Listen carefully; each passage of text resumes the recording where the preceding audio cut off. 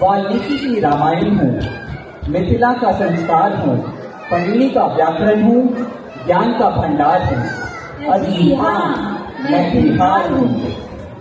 मन मचल के मोर होना चाहिए, इस शानदार सी शाम में थोड़ा शोर होना चाहिए।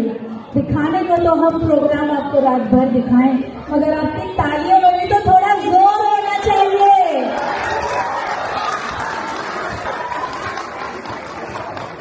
Thank you for this wonderful performance.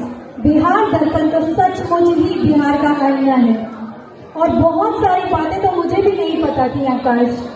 मैं तो यही मानता हूँ कि हर दिन हम कुछ नया सीखते हैं। Each day brings a new learning for all of us. वो बात तो सही है।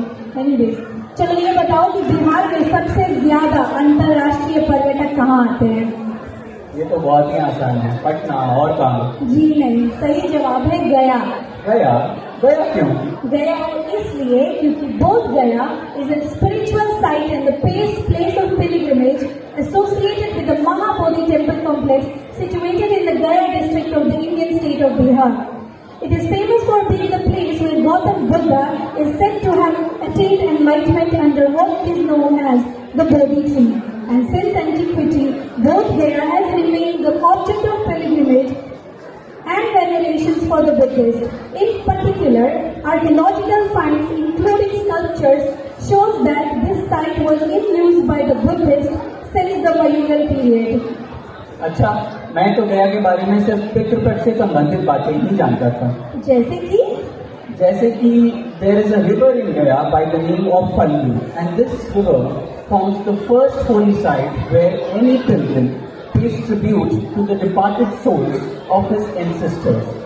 You know, it completely amazes me that as a civilization, how much value do we give to relationships, both during and even after life.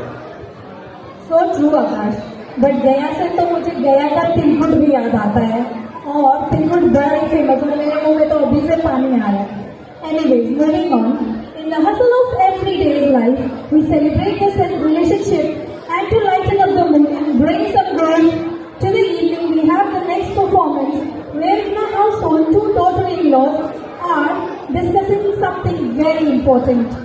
Devrani and Jethani relationships are often deeply intertwined in extended families, and they foster a strong bond of support and understanding similar to that of actual sisters.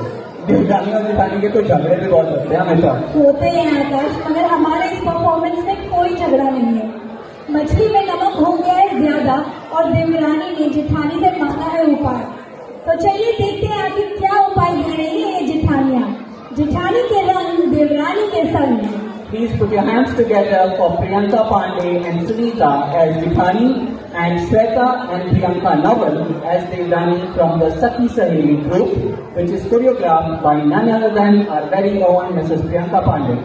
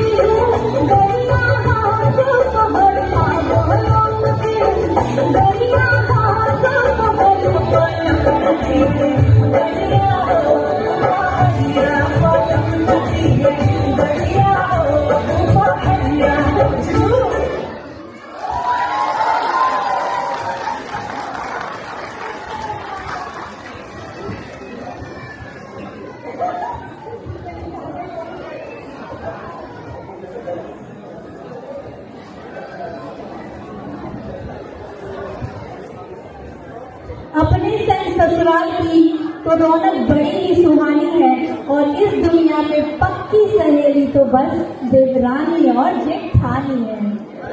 Sola and Esa Chamita, thank you ladies for such a lively performance.